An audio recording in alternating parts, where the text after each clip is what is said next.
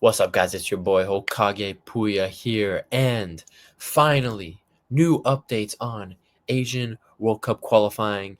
Recap: Round 3 qualifying ended about a month and a half ago, and we were waiting for the Round 4 AFC World Cup qualifying draw to commence. It happened 2 days ago, and now we have the two groups of 3 of the 6 teams still battling for those spots at the World Cup next year from the Asian Confederation.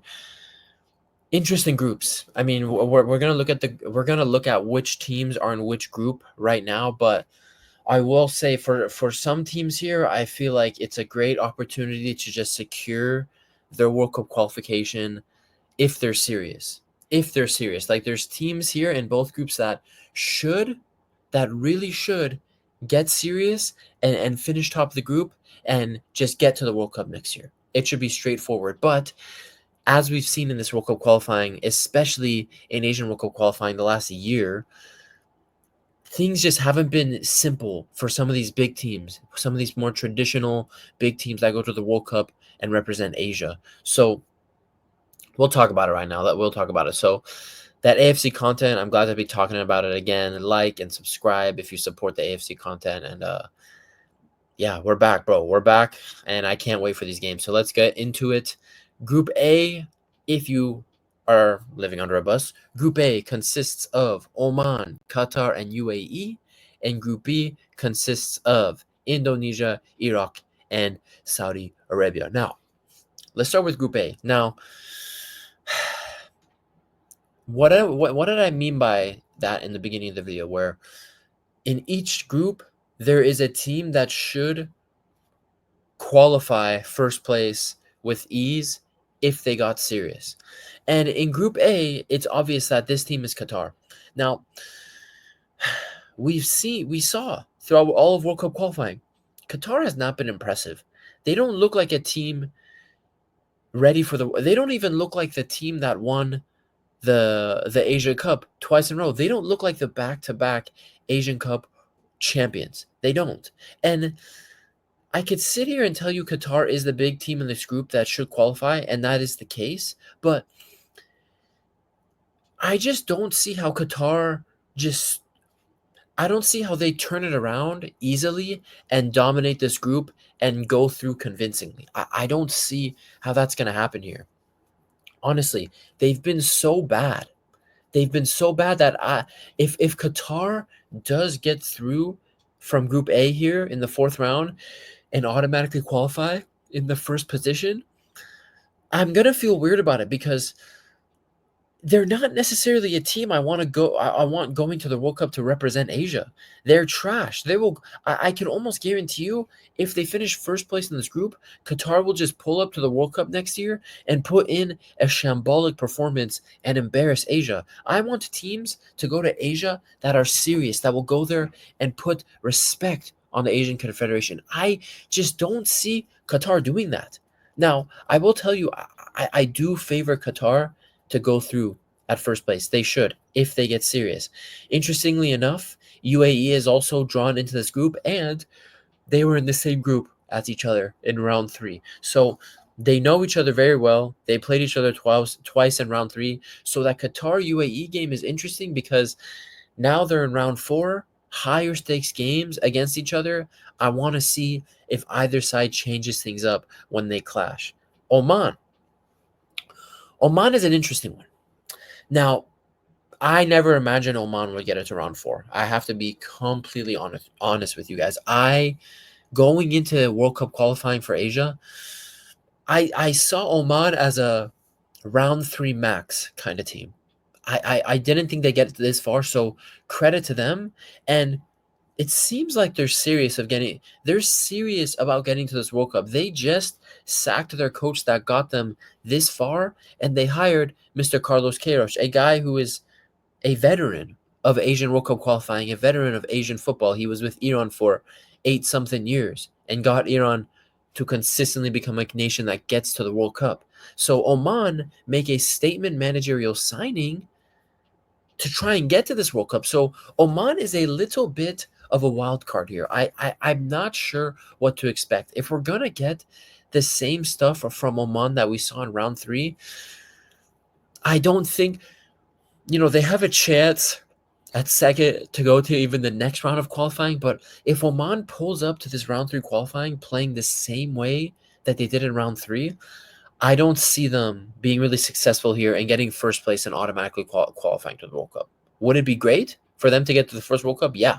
But I just don't see how their level that they showed in round 3 can get them over the line in first place here. So interesting from Oman. Will Queiroz come? My only issue with Queiroz is, these are games now where you need to score goals. You can't just defend, defend, defend.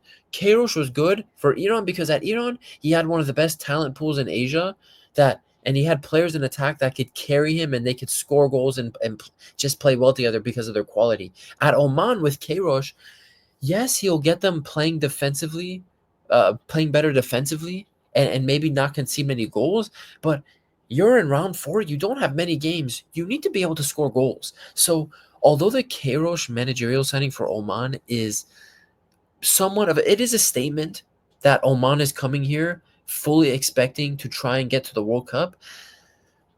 I honestly don't think it's what they need. They need someone to come here and get them scoring goals.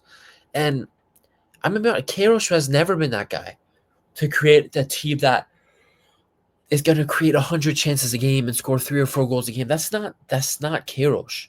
So although it is a statement managerial signing, is it the right profile? We will see. This is why Oman is kind of a wild card for me. I don't know what to expect from them. And then obviously UAE, I kind of did expect them, with the quality they had, what I saw from them in Asia Cup last year. I did expect them to get this far. Now, UAE is the team here realistically that can challenge Qatar for this first place spot. The issue for them is in the games that matter, in the games where, and obviously they don't have many games here. They can't screw up. They have 4 games. But in the games that really mattered in round 3, UAE would just somehow figure out a way to screw themselves. The United Arab Emirates would figure out a way to draw to a team that they should have beat, lose to a team that they should have beat, miss the chances that they should have scored to win the game. They just don't have that clutch factor. So it's not like they could spawn some kind of guy like Lamine Yamal. They can't just spawn new players. They're going to be going into these games. Same thing for all these players, for all these teams. They're going to be going into these games with the same players they had in round 3. And when I look at the end of round 3 up until now, when these games are going to come, I just have no idea. Like, how are they going to improve? How can you coach clutch factor? How can you coach your team to be clinical? How can you coach mentality? Your players just have to have that. And that's just something I don't think the UAE has. So really, I'm sticking by what I was saying at the beginning of the video. In this group, I do think Qatar, if they get serious, if Almos Ali, if Afif, if Mendes, and all those guys show up and play to the ability that we know they can play at, the ability that they showed at the last 2 Asia Cups, Qatar should be getting first place here and getting to the World Cup again. So we'll see what happens. But, Qatar hasn't been showing that level. So this group is very open if we're being realistic. If Oman gets first place and Queiroz has massive impact, I wouldn't be surprised. If UAE have a stroke of luck their way and are clinical in the games they need to be clinical, I wouldn't be surprised if they get first. So Group A is very open. Now, Group B. So I need to be honest with my Indonesian fans. I was trying to get on the hype train during round 3 qualifying, but you guys had some good results against the big teams, slip-ups here and there. The thing is with Indonesia, I think this is just one step too far. Now, can they get second place and move on to the next round to try and qualify for the next round of qualifying? Sure. Indonesia, they can do that. And with all the changes they've made to the federation, bringing in Kluivert, bringing in all these Dutch players with Indonesian descent, that wouldn't surprise me if they somehow get to a second place finish here. I just really don't think Indonesia can challenge for first. I just don't think so. I think they've shown, especially in round 3, that they're just not there. And the difficult thing for them here is they're in a group with Iraq and Saudi Arabia. I mean, these are two big teams right now in Asia. These are powerhouses. I mean, Iraq is an extremely tough team. And although Saudi is very similar to Qatar right now, where with the players they have, the funding they have, the amount of effort that goes into the sporting infrastructure with the Saudi Arabian team, with the Saudi Pro League. Saudi Arabia should be playing better. Qatar, as the back-to-back Asia Cup champions, should be playing better. But Saudi were just as underwhelming, just as disappointing with Qatar. And Saudi Arabia brought back Hervé Renard. And he hasn't necessarily brought in this new manager bounce that I think the Saudi Federation was kind of hoping for. So, although this is why I say Indonesia, I could see them nicking a second place, because for me, the team here in Group B that I think will for sure get first place, I think they're going to run away with it. I think they're just too serious. They got goal scorers. They're tough to score on. They make the game physical. I just think Iraq here in Group B will get first place. I think they'll automatically qualify and they'll be back to the World Cup. And with how poor Saudi has been in round 3 qualifying, this is where Indonesia can maybe get those, at least in those games where they play Saudi Arabia, get those big results and get a second place finish. But I just don't know. I don't see how Hervé Renard, this serious manager that understands Saudi Arabian football, understands the Saudi Federation. He got them to the 2022 World Cup. He was a coach when they beat Argentina in the opening goddamn game, right? But he just hasn't had that effect that I was expecting him to have on his return. Now, by the time they get to these games, he would have had more and more time, way more time to reaccustom himself to the Saudi team, get his ideas across, scout more Saudi players, see who the actual good talents are to bring into this team to make them serious. But if they show up and if Saudi plays like they were in round 3, this is Indonesia's chance to capitalize and get a second place finish and continue on and keep their World Cup hopes alive. So when I'm looking at Group B, I for sure have Iraq as my favorites to top the group. And as for second place, I would still, because of the quality, because of the players they have, I just think Saudi will get second and Indonesia third. But that, like I just said, with how unimpressive Saudi has been, Indonesia can do something. And in fact, they were in the same group in round 3. Indonesia showed that they can compete with this Saudi team on a good day. So that's Group B for you. So Group A, like I said, it's very open. If they're all serious teams and they all come play at their best, for me, it has to be Qatar getting first place. And in Group B, given the form and given the players that are in form, their momentum as well coming into round 4, I think Iraq is the team to get first place in Group B. So I'm predicting Qatar and Iraq to qualify automatically from Groups A and B in round 4 qualifying.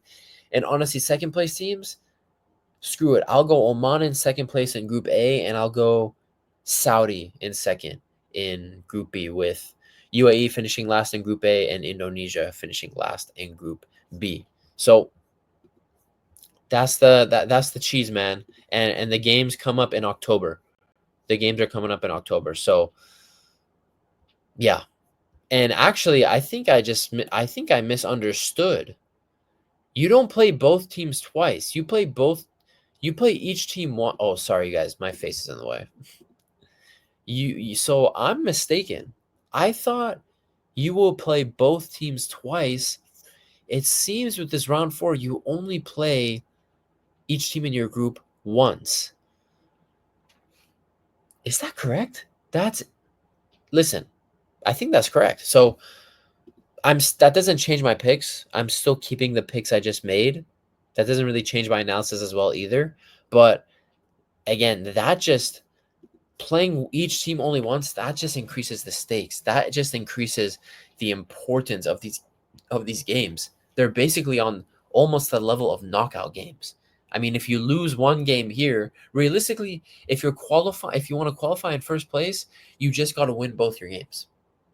Now, it's easier said than done, but it just shows you the stakes here that are up for grabs. That makes things more interesting. I probably should have checked that before I clicked record on the video, but hey, that makes things a lot more exciting for this October. And we're not that far away. We're like 3 months away, I think. 3, 4 months away. So that time will go by fast and these games will come up like this. So AFC World Cup qualifying round 4. Let me know your thoughts in the comments. Do you agree, disagree? It's been your boy Hokage. I'm happy to always be talking about Asian football, Asian Confederation, World Cup qualifying. It's the best. I love this shit. I live for this. I love this game. It's been your boy Hokage, guys. I'll see you guys in the next videos. Peace.